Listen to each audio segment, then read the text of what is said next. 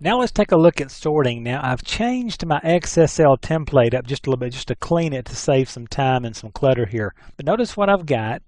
When we match the root here, we're going to create an HTML document, mark long as the title, then we'll apply templates. Once we apply those, we'll come back and close it out. Now what I want to do in the templates is I want to tell this to return me the names of the husbands, but I want them sorted in alphabetical order. And I will use the sort element to make that happen. Now the sort element has to either be in an apply templates relationship or inside an apply templates tag or in a for each statement, and I'm going to use a for each statement here. It's a little easier to set up in this instance. So what I'm going to do is in the body I'm going to put XSL and I'll put for each, and I'll tell it for each people husband element you find, I want to sort those, and so I'll call XSL sort. And I want to select, or I want to sort on that name tag. And notice I'll make that an empty tag so we can have single line there. Then I've got to tell it to go apply the template. And so I'll go inside here and say XSL apply templates. And I want it to jump down and apply the template for name. And boy, if I could type and talk, wouldn't this be great? Okay, and let me make this just slightly wider so you can see that a little cleaner. So notice what we've done here. We've told it for each people husband, and we know there are 3 of those because we know our data here. We want to do a sort based on name, so let's go apply the templates for name. And let's close out our for each statement. And I don't know why I never put that thing first.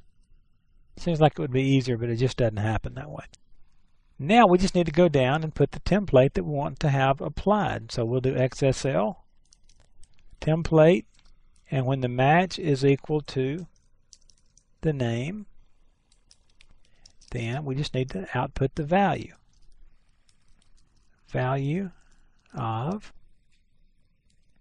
select equal, and we'll put whatever we're at, wherever we found it, and then we'll put our BR tag in here just to make it look pretty, so everybody will come up on their own line. Then we'll close our XSL template, and I did it again. There it is. Now let's save this, and if it didn't fat finger anything, you'll notice that when we run it, it sorts it in Bob, Mark, and Matt. Now let's go back to our original XML and notice it's actually in Mark, Matt, Bob. But we've told it to sort by the name. Now obviously we sorted by the name and it defaulted to ascending. I could put order here equal descending, and if I spelled that right,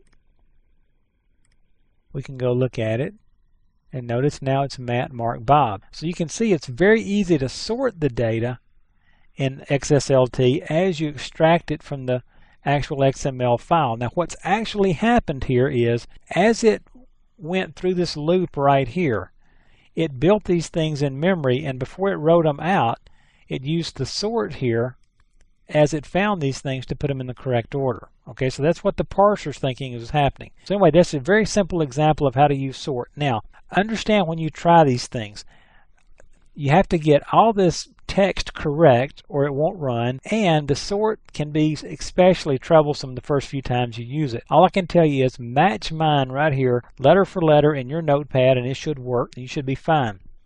But as you get more sophisticated, XPath and XSLT can be a little challenging for some reason. It is for me anyway. It is for a lot of folks. So if you get frustrated with it, don't worry. Find yourself an example out there. Google this, find some examples, use that third party.